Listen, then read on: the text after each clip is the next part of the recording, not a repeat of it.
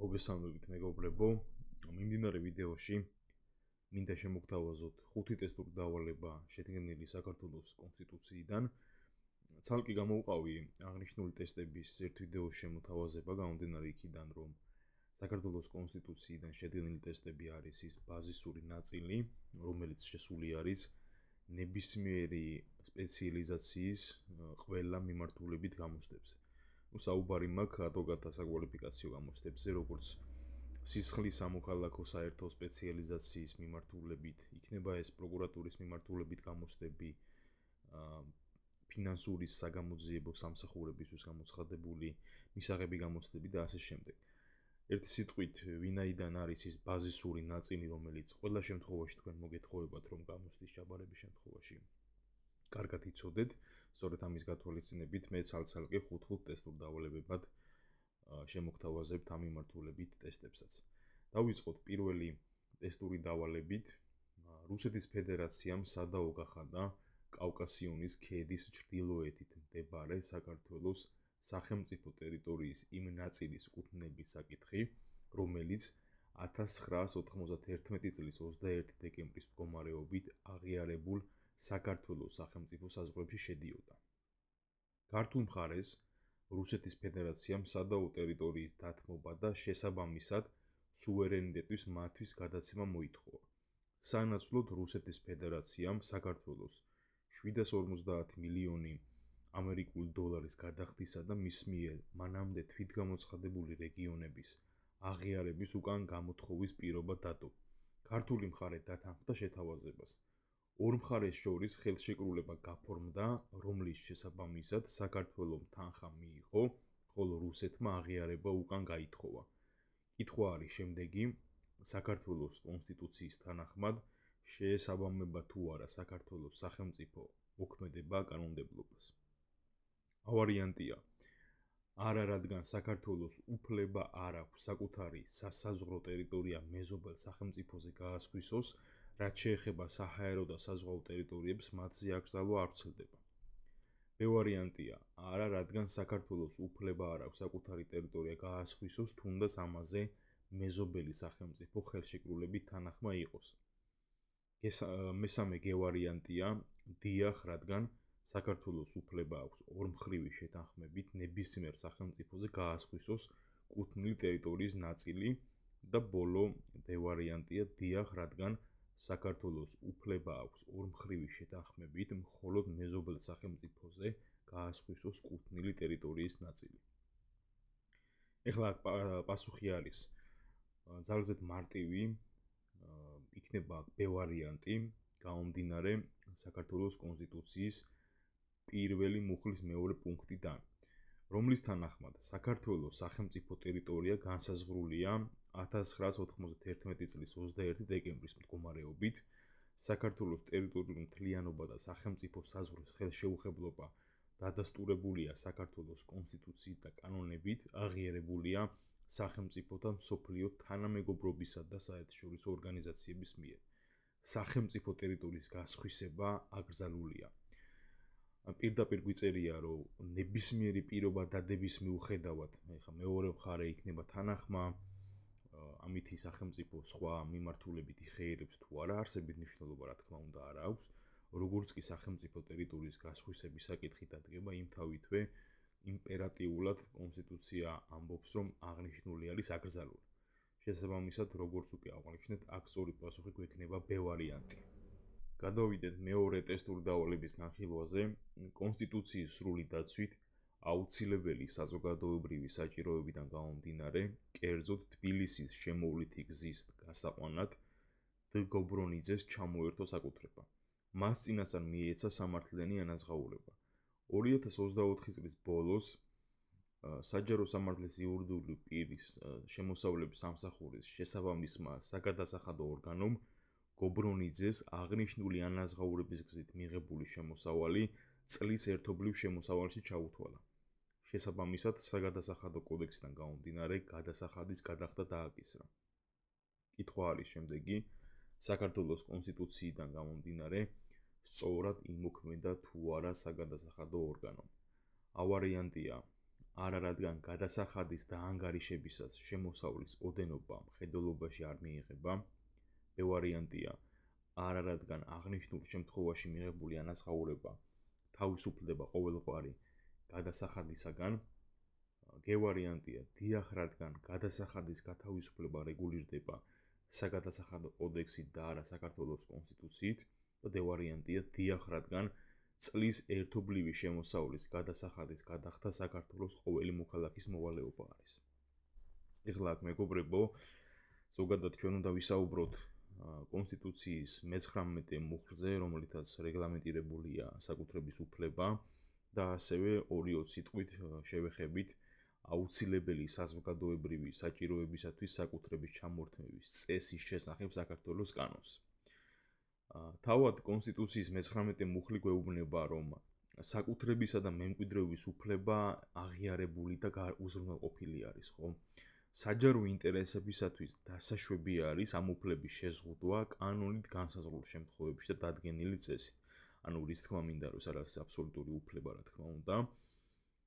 ეხლა რაც შეეხება უშუალოდ ქონების ჩამორთმევის საკითხს, აუცილებელი საზოგადოებრივი საჭიროებისათვის საკუთრების ჩამორთმევა დასაშვებია კანონით პირდაპირ გათვალისწინებულ შემთხვევებში სასამართლოს გადაწყვეტილებით ან ორგანული კანონით დადგენილი გადაუდებული აუცილებლობისას წინასწარი სრული და სამართლიანი ანაზღაურებით. ანაზღაურება თავისუფლდება ყოველგვარი გადასახადისა და მოსაკრებლისაგან. პირდაპირ გვიწერია, ხო, მე-19 მუხლის მე-3 პუნქტის ბოლო წინადადებაში, რომ ასეთი ანაზღაურება ყოველგვარი გადასახადის და მოსაკრებლისაგან თავისუფალი არის, შესაბამისად ჩვენ აქ რა თქმა უნდა გვექნება სწორი პასუხი B ვარიანტი, რადგან აღნიშნულ შემთხვევაში მიღებული ანაზღაურება თავისუფლდება ყოველგვარი გადასახადისაგან და ასევე 2-20 სიტყვით მინდა გესაუბროთ, როგორც კი აღნიშნე, იმ კანონზე, რომელიც პირდაპირ არეგულირებს საზოგადოებრივი საჭიროების დადგომისას საკუთრების ჩამორთმევის წესზე. ეხლა აუცილებელი საზოგადოებრივი საჭიროებისათვის ექსპროპრიაცია ხორციელდება შემდეგი სამუშაოების წარმოების მიზნით. ეს არის გზის და მაგისტრალის გაყვანა მშენებლობისათვის. ეხლა რაც ჩვენ შემთხვევაშიც არის, ხო, თბილისის შემოვლითი გზის გასაყვანად მოხდა აღნიშნული ღონისძიება გამოყენებული. ასევე არის რკინიგზის ხაზების გასაყვანად, ასევე ნედლი ნავთობის, ბუნებრივი გაზისა და ნავთობპროდუქტების მილსადენების გაყვანისათვის, ელექტროენერგიის გადამცემი და გამანაწილებელი ხაზების მშენებლობისათვის, წყალმომარაგების, კანალიზაციისა და ატმოსფერული ნალექების კოლექტორული ხაზების გაყვანისათვის, სატელეფონო ხაზების გაყვანისათვის, ასევე სატელევიზიო კაბელების გაყვანისათვის, საზოგადოებრივი საჭიროებისათვის აუცილებელი ნაგებობისა და ობიექტების მშენებლობისათვის. ასევე ერთ-ერთი მნიშვნელოვანი საფუძველი არის ეროვნული თავდაცვისათვის საჭირო სამუშაოებისათვის, ასევე სასარგებლო წიაღისეულების მოპოვებისათვის და ბოლო არის აეროდრომის, ვერტოდრომის მშენებლობისათვის ან და მისი გაფართოებისათვის. აი ეს არის ის საფუძვლები, მეგობრებო, რა შემთხვევაშიც შეიძლება რომ წინასწარი სრული და სამართლიანი ანაზღაურების შემდგომ მოხდეს ექსპროპრიაცია სახელმწიფოს მხრიდან და სამართლებრივად რო შევაფასოთ, ესე იგი მოხდეს კონსტიტუციის გარანტირებული მე-19 მუხლით დადგენილი საკუთრების უფლებაში ჩარევა, რაც შეიძლება ჩაითვალოს, რა თქმა უნდა, გამართლებულად. მოკლედ ვამბობთ მეორე ტესტურ დავალებაში, რომ სწორი პასუხი გვაქვს B ვარიანტი. გადავიდეთ მე-3 ტესტურ დავალებაზე.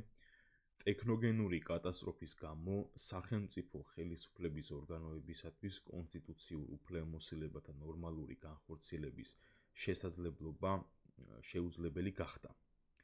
ამ საფუძვლით საქართველოს პრეზიდენტმა დასავლეთ საქართველოში შემოიღო საგანგებო მდგომარეობა, რომლის პერიოდშიც საყოველთაო არჩევნების ჩატარების თარიღი მოექცა.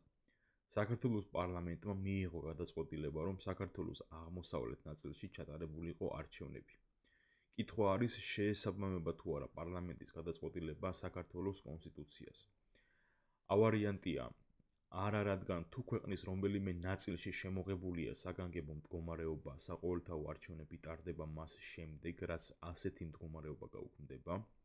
B ვარიანტია არა, რადგან თუ ქვეყნის რომელიმე ნაწილში შემოღებულია საგანგებო მდგომარეობა, საყოველთაო არჩევნების ჩატარების შესახებ გადაწყვეტილებას იღებს საქართველოს პრეზიდენტი.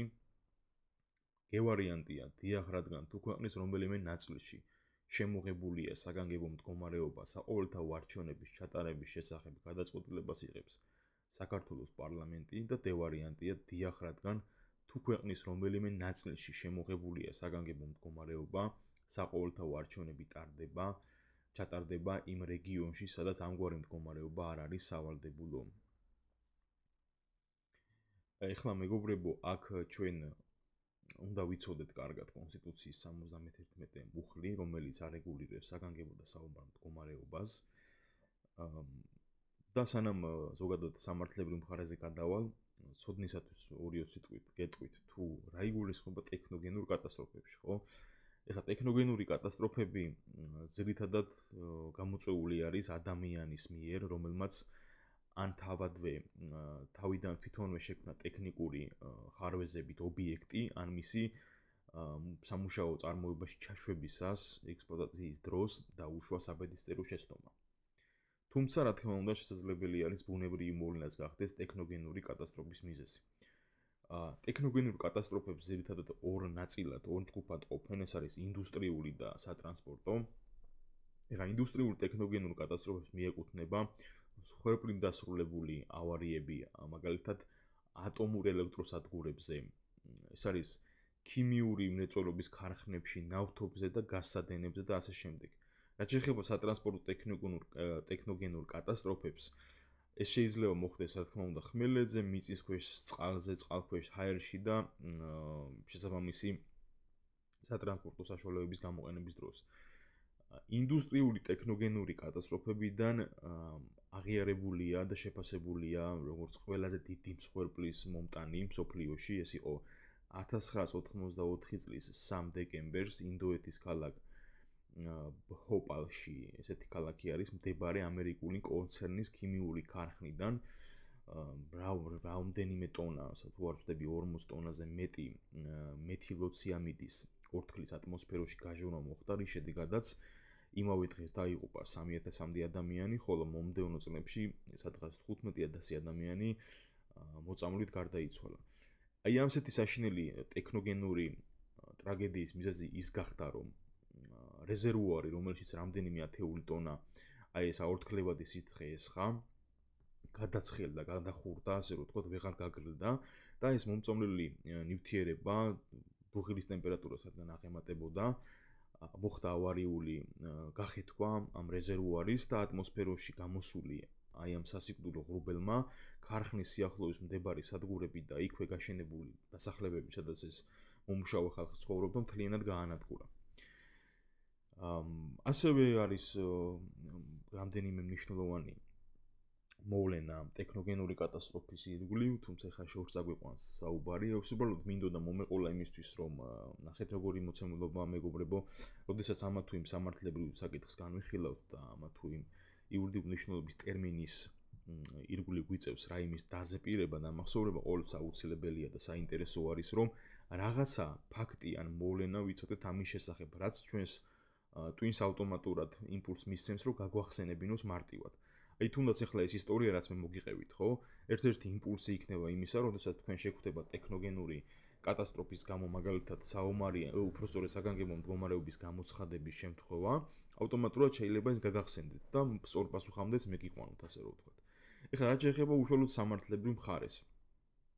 71 მუხლი ამბობს ეს რაღაცას, რომ მასობრივი არეულობის ქვეყნის ტერიტორიული მთლიანობის ხელყოფის, სამხედრო გადატრიალების, შეერაღებული ამბოხების, ტერორისტული აქტის, ბუნებრივი ან ტექნოგენური კატასტროფის ან ეპიდემიის დროს ან სხვა შემთხვევებში, როდესაც სახელმწიფო ხელისუფლების ორგანოები მოკლებული არიან კონსტიტუციურ უფლებამოსილებათა ნორმალური განხორციელების შესაძლებლობას, საქართველოს პრეზიდენტი პრემიერ-მინისტრის წარდგინებით აცხადებს საგანგებო მდგომარეობას ქვეყნის მთელ ტერიტორიაზე ან მის რომელიმე ნაწილში და ამ გადაწყვეტილებას დაუყოვნებლივ წარუდგენს პარლამენტს დასამტკიცებლად.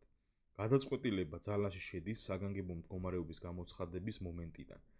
პარლამენტი გადაწყვეტილებას ამტკიცებს შეკრებისთანავე, თუ თუ პარლამენტი გადაწყვეტილებას არ დაამტკიცებს, იგი კენჭისყრისთანავე კარგავს იურიდიულ ძალას, საგანგებო უფლებამოსილებანი ვრცელდება მხოლოდ იმ ტერიტორიაზე, სადაც გამოცხადებულია საგანგებო მდგომარეობა და იქ კარგად დააკვირდით, საგანგებო ან საომარი მდგომარეობის დროს ზოგადად საყოველთაო არჩევნები არ ტარდება.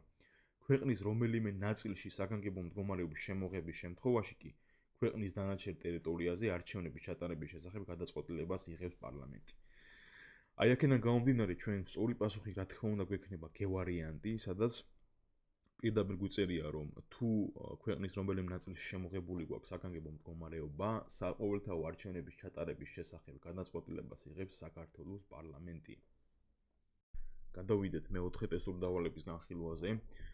საქართველოს პარლამენტმა 2024 წლის საშემოდგომო სესიაზე მიიღო კანონი თვითმმართველი ერთეულების სამოქმედო ტერიტორიაზე რეკრეაციული ზონის მოწყობისა და დაგეგმარების შესახებ. თერჯოლის მუნიციპალიტეტის წარმომადგენლობით ორგანოში საკრებულოში განიხილე საკითხი და მიიჩნიეს, რომ აღნიშნული კანონის შემოღებით ირღვეოდა ადგილობრივი თვითმმართველობის საქართველოს კონსტიტუციით გარანტირებული უფლებამოსილებები. აღნიშნულის გათვალისწინებით საკრებულომ საკონსტიტუციო სასამართლოს სარჩელით მიმართა და კანონის არაკონსტიტუციურად ცნობა მოითხოვა. საკონსტიტუციო სასამართლომ სარჩელი წარმოებაში მიიღო. კითხვა გვაქვს შეაფასეთ შეესაბამება თუ არა საქართველოს კონსტიტუციას საკრებულოს მიერ განხორციელებული უფლებამოსილება. ანუ საუბარია იმაზე, რომ მიმართა საკონსტიტუციო სასამართლოს, ხო? A ვარიანტია დიახ, რადგან ნებისმიერ სუბიექტს, მათ შორის თვითმმართველობის წარმომადგენლობით ორგანოს, უფლება აქვს სარჩელით მიმართოს საკონსტიტუციო სასამართლოს საქართველოს კონსტიტუციის გარანტირებულ ნებისმიერ უფლებასთან მიმართებით. B ვარიანტია არა, რადგან ნორმის კონსტიტუციურობასთან შესაბამისობის დადგენის მოთხოვნით საკონსტიტუციო სასამართლოსთვის მიმართვის უფლება მხოლოდ ადგილობრივი თვითმმართველობის აღმასრულებელ ორგანოს აქვს. G ვარიანტია დიახ, რადგან ადგილობრივი თვითმმართველობის წარმომადგენლობით ორგანოს უფლება აქვს მიმართოს საკონსტიტუციო სასამართლოს კონსტიტუციით განსაზღვრულ ადგილობრივ თვითმმართველობასთან დაკავშირებულ საკითხებთან მიმართებაში. და ბოლო ვარიანტია არა, რადგან საქართველოს კონსტიტუცია ადგილობრივი თვითმმართველობის მიერ საკონსტიტუციო სასამართლოსთვის სარჩელით მიმართვის უფლებამოსილებას არ ითვალისწინებს. ეხლა აქ მეგობრებო, სწორი პასუხი გვექნება G ვარიანტი, თანახმად საქართველოს კონსტიტუციის მე-60 მუხლისა, რითაც პირდაპირ რეგლამენტირებული არის საქართველოს საკონსტიტუციო სასამართლოს ნაწილი და გვიწერია ესეთი რაღაც, რომ საკონსტიტუციო სასამართლო ორგანული კანონი დადგენილი წესით და ეხლა რომელ ორგანულ კანონზეა საუბარი, ხო? მარტივი მისახვედრი არის, ეს არის საქართველოს საკონსტიტუციო სასამართლოების შესახებ. ეს არის ორგანული კანონი.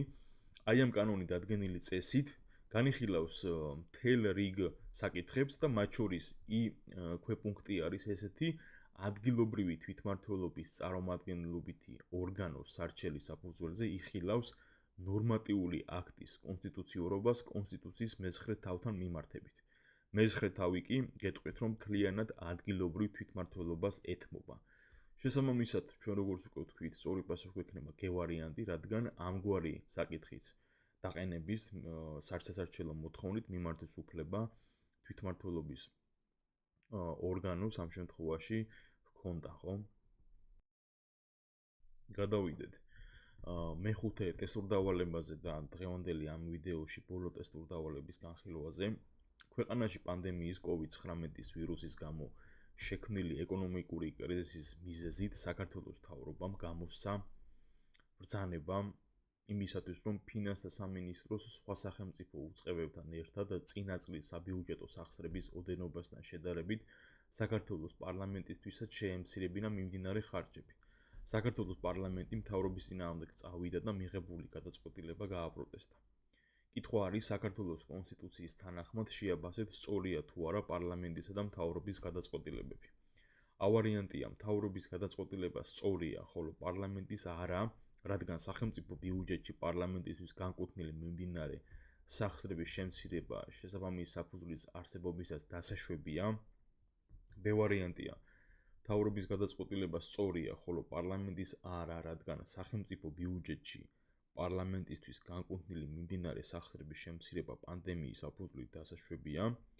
G გევარიანტია მთავრობის გადაწყვეტილება არასწორია, ხოლო პარლამენტის სწორი, რადგან სახელმწიფო ბიუჯეტში პარლამენტისთვის განკუთვნილი მიმდინარე სახსრების შემცირების უფლებამოსილება მთავრობას არც ერთ შემთხვევაში არ აქვს და ბოლო D ვარიანტია მთავრობის გადაწყვეტილება არასწორია, ხოლო პარლამენტის სწორი, რადგან სახელმწიფო ბიუჯეტში პარლამენტისთვის განკუთვნილი მიმდინარე სახსრების შემცირების უფლებამოსილება მთავრობას პარლამენტის წინასწარი თანხმობის შემთხვევაში აქვს. მოცემულ ტესტურ დავალებაში სწორი პასუხი გვექნება D ვარიანტი, რაც გამომდინარეობს საქართველოს კონსტიტუციის 66 მუხლიდან. ეს 66 მუხლი, კოლეგებო, აწესრიგებს სახელმწიფო ბიუჯეტთან დაკავშირებულ ძირითად საკითხებს. ტესტში დასმული საკითხის გადასაჭრელად აუცილებელია კარგად ვიცოდეთ, თუ რა პროცედურის დასვით ხდება წინა წლის საბიუჯეტო სახსრების ოდენობასთან შედარებით სახელმწიფო ბიუჯეტში პარლამენტისთვის განკუთვნილი მიმდინარე სახსრების შემცირება. აი ამ 66 მუხლის მე-6 პუნქტის თანახმად სახელმწიფო ბიუჯეტში პარლამენტისათვის განკუთვნილი მიმდინარე სახსრების შემცირება წინა წლის საბიუჯეტო სახსრების ოდენობასთან შედარებით შეიძლება მხოლოდ პარლამენტის წინასწარი თანხმობით. პარლამენტი თავად იღებს გადაწყვეტილებას სახელმწიფო ბიუჯეტში პარლამენტისთვის გამოყოფილი სახსრების განაწილების თაობაზე. როგორც დავინახეთ, აქ გვექნება D ვარიანტი და ამ ვიდეოს განხილვის ფარგლებში ჯამში სულ ეს 5 ტესტური დავალება იყო, რაც სურდა რომ თქვენთვის შევმეთავაზებინა. ვფიქრობ, რომ გამოგადგებათ ბევრი მიმართულებით აღნიშნული ტესტური დავალებები. ასევე თქვენ იცით, რომ დღეს ფინანსის სამინისტროს საგამოძიებო სამსახურმა გამოაცხადა ვაკანსია და ადგილების რაოდენობა განსაზღვრულია 15 ერთეულით, ანუ საუბარი არის 15 ოპერატიულ თანამშრომელზე და 15 გამომძიებელზე. და ვფიქრობ, რომ ტესტები, რაც ჩვენ გატვირთული გვაქვს და განხილული გვაქვს, ასე თუ ისე პასუხობს იმ სირთულეებს და გამოწვევებს, რაც თქვენ გამოცდაზე დაგხვდებათ. და კიდევ ჩვენ გამოცდის ბოლომდე საკმაოდ დიდი დრო არ დარჩენილი, ჯერ საბუთების მიღებამდე და შემდეგ გამოცდის ჩანიშვნამდე და შევეცდებით, რომ მაქსიმალურად მაღალი ინტენსივობით მოგაწოდოთ ახალ-ახალი ტესტური დავალებების განხილვები. დაგემშვიდობებით, გისურვებთ წარმატებებს, ნებისმიერი კითხვების შემთხვევაში შეგიძლიათ მოგმართოთ როგორც აღნიშნული ვიდეოს კომენტარების მეშვეობით, ასევე სოციალური გვერდი Facebook-ის ჩვენს სხვადასხვა არხებზე იქნება ეს ჯგუფები თუ ოფიციალური გვერდი. ნახვამდის.